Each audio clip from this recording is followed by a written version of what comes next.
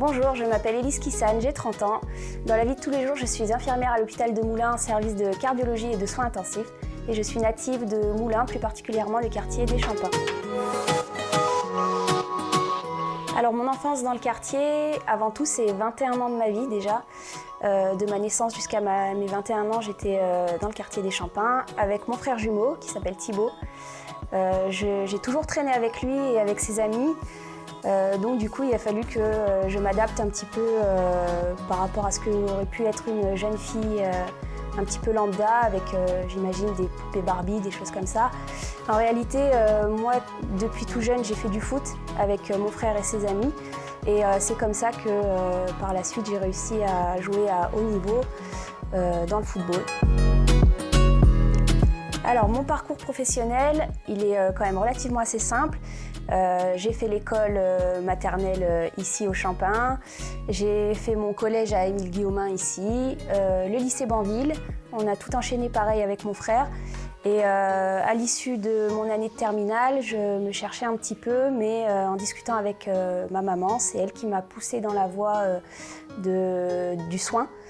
Même si à la base, quand j'étais petite, je voulais plutôt devenir vétérinaire, mais il y a un petit problème dans le sens où je suis allergique aux poils d'animaux, du coup c'était pas ouf comme métier. Donc du coup je me suis orientée vers le soin aux personnes et c'est comme ça que j'ai fait 3 années à l'école d'infirmière à Nevers, à l'issue desquelles j'ai eu mon diplôme d'infirmière et puis j'ai commencé à travailler directement derrière à l'hôpital de Moulins. En parallèle, je jouais au football. Donc c'était pas toujours facile, je n'avais pas d'appartement à Nevers donc je faisais les allers-retours en train, ce qui me permettait d'aller aux entraînements tous les soirs pour faire ma passion. Et donc ça m'a emmenée quand même à assez haut niveau puisque j'ai joué en D1 qui est la plus haute division française dans le championnat et puis D2 surtout, voilà. Des anecdotes, il y en a plein au quartier, c'était tous les jours, il nous arrivait quelque chose de fou, c'était vraiment génial. Mais je pense que si je devais en retenir une, ce serait vraiment les départs en vacances. Je me souviens d'une famille avec qui on a vraiment grandi et avec qui on est toujours amis, c'est les Fradi. Vraiment, quand ils partaient en Tunisie, c'était vraiment un déchirement à chaque fois. On voulait profiter d'eux au maximum et du coup, on veillait tard le soir parce qu'ils partaient dans la nuit. Jusqu'à 2-3 heures du matin, on profitait d'eux au maximum pendant que les parents faisaient les valises. Nous, on était tranquilles. Et vraiment, on continuait à jouer jusqu'à tard le soir, 2-3 heures du matin avant qu'ils partent. Et ça, c'est vraiment une anecdote marquante pour moi. C'était vraiment... plein d'émotions, le départ en vacances des amis. Et un fait marquant, moi je me souviens vraiment de, entre guillemets, la séparation avec mon frère quand on est partis chacun de notre côté pour vivre nos vies, pour faire nos études. Vraiment ça a été un déchirement pour moi parce que j'avais passé 21 ans de ma vie tous les jours avec lui.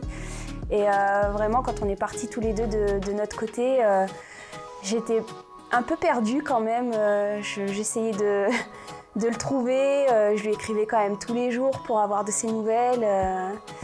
Et du coup, après on s'est retrouvés plus tard en ayant chacun notre habitation, notre maison, tout ça. Et vraiment, c'est mon frère jumeau, je l'aime et il me manquait chaque jour que Dieu faisait.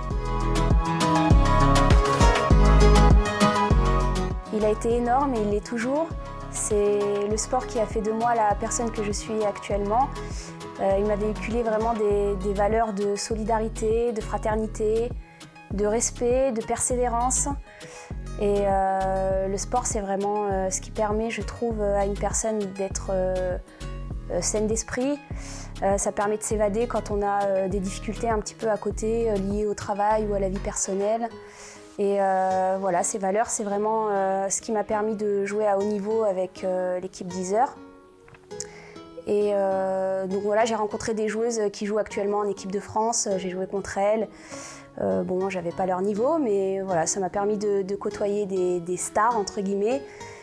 Et du coup, je pourrais enchaîner en disant que si j'avais un petit conseil à donner aux jeunes filles du quartier actuellement, c'est qu'il ne faut pas se mettre de limites, qu'il faut vraiment essayer de donner son maximum et croire en ses rêves.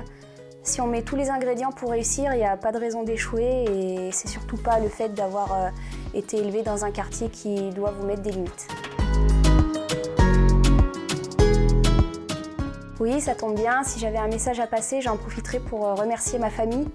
C'est vraiment eux qui m'ont permis d'être là où j'en suis et aussi d'être la femme que je suis. Je me rappelle, étant petite, mon père faisait du foot. C'était un bon footballeur apparemment. Moi, j'ai pas trop connu, mais c'est ce qu'on raconte de lui. Ça a été notre premier coach avec mon frère. C'est lui qui nous emmenait à tous les entraînements, à tous les matchs. Il nous a vraiment soutenus, toujours d'ailleurs. Et c'est vraiment une force, je trouve, d'avoir le soutien familial. En ce qui me concerne, c'est vraiment ma famille qui m'a aidée dans l'accomplissement de mes rêves et j'en profite du coup pour citer ma grand-mère qui vient tous les week-ends, qu'il fasse froid, qu'il vente, qu'il neige. Ma mère qui nous a soutenus et qui ne nous a jamais mis de bâton dans les roues pour faire du foot, surtout pour moi. Et mon frère avec qui j'ai joué depuis que je suis jeune et si je suis aussi forte, c'est grâce à toi. Cap ou pas cap? Moi, je suis une femme de défi, donc je suis carrément cap.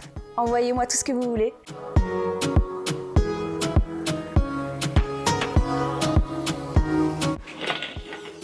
Non, je déconne.